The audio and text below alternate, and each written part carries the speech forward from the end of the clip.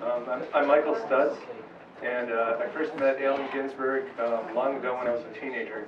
I was very lucky to meet actually Bill Burroughs, Ginsberg, Ferlinghetti, Gary Snyder, Gregory Corso, Charlie Plumell, just basically the whole Beat generation, and David Amram, of course.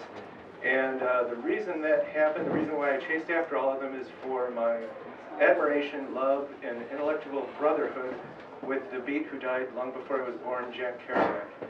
And my last novel is Circuits of the Wind. It's the story of the Net generation. And the hero of this book, Ray Valentine, he loves the Beat generation as much as I do. And there's a few Beat cameos in this book. It's a big book. It's in 3 volumes. And I thought I'd read a page from each volume. So.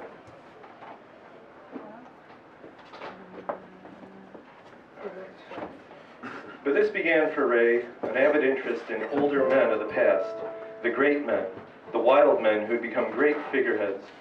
They took the place of cartoons and fables and fathers and held the same kind of interest that young boys have in comic book superheroes.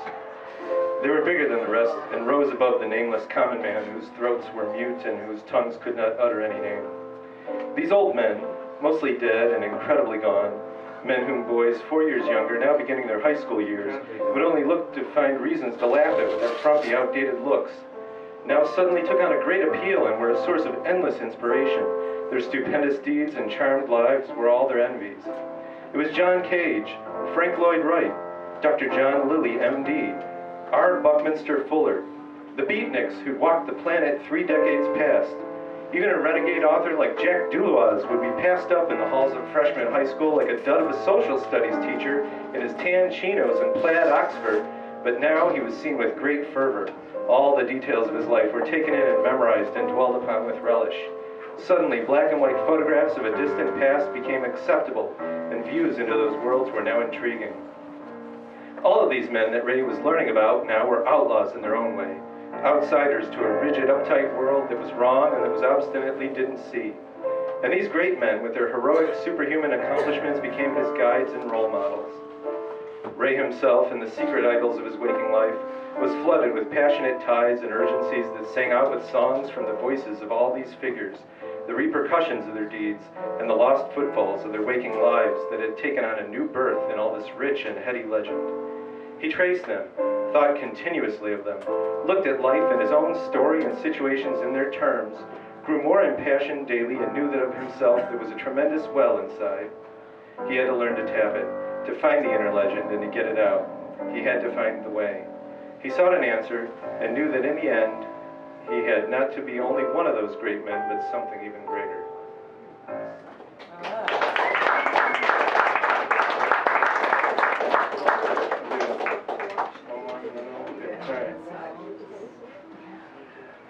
And certainly he felt that he was now part of a definable group who'd made a historic convergence, and he felt that they were in the prime of their being, that they'd gotten up on stage and the spotlight had been just flicked on, its beams shone down hotly, and that he only had to build up the raw courage and the nerve to walk up to the microphone and speak, to say that they were ready, and that this alone would be enough to make the moment live forever. That generation that he was part of and who were now presently pushed upon the stage, they also had a name. They called it Generation X. The first generation whose expectations were lower than their parents', Judy would often say, proclaiming it as some kind of gospel of the hour, just as he imagined that they were all declaring it in those very words wide across the land. He liked to hear it from her lips because it made him feel more connected to the others that were surely out there at this instant and had been blessed with revelation too. It was verily the prevailing wind, so of course their expectations sagged. As a generation, they really hadn't any. They had the shared sentiment of their childhoods, yes, the searings of those distant memories, and they lived in the ironic contrast between the happy charms of then and the terrifying emptiness of now. But something great had happened in between, and something great had gone away. Culturally, they were in a panic field, a dead zone. There was nothing good ahead. Presently, they could enjoy the blinding procession of imported gadgetry, outrageous imagery, and declining social mores. All of that was instantly available to every one of them, and such indulgences were constantly encouraged. Most of them had no idea that none of that, in essence, was radically new or even good. It was all just the result of a civilization gone off track, one that was quickly losing itself, as had already happened 1,000 times before. Well, they'd been given that, but no ticket to a living future. The American Heights were obviously now in the past, tucked away somewhere in the background scenery of old Humphrey Bogart films, and those square photographs with white frilled trim around the edges, month and year noted sideways in the border. It'd been mothballed, somehow lost among the failing years, and was slipping steadily away. According to this unspoken but universally acknowledged view, it was pretty much all over now. They'd already fallen off the edge, and were only coasting on a downhill ride into the dark.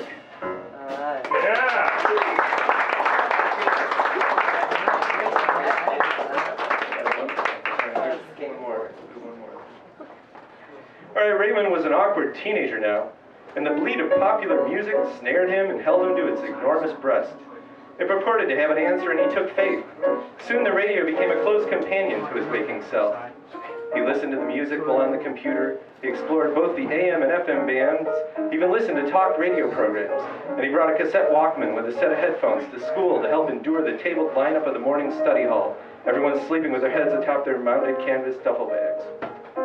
Late on a cold Sunday, when night had settled in around them like a cage, he heard on one talk station a man named Murray Solomon, whom he determined was an old, important figure in the sweeping tides of America's 1960s. He was growling over the airwaves, telling the program's host about his travails as a young man, about how back then it was the beats, and how the culture had gone quiet until 1968, and then the hippies came, and how he heroically instigated them.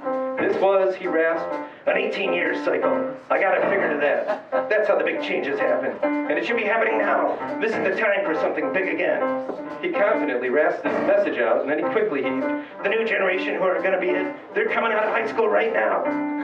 Who do you think they are? Calmly asked the host. Do you have any idea who they might be? I got my theory, Solomon quickly answered. Technology, computers, that's going to do it. I think those kids now, it'll be the ones with the computers, that's who.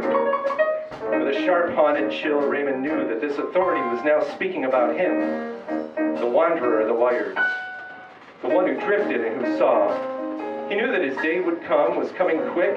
It'd be him to be the one to do it. His life contained a legend of all that he had seen and known, and he sought to unlock it and release it, make it come alive. That was what all the wordless days ahead were for. With just the right connections, he would find it. He knew that, and it had been just another meager moment in the sunken spurt of deeper time. It was a single frozen frame of it. There had been a ticking tock. More moments fell.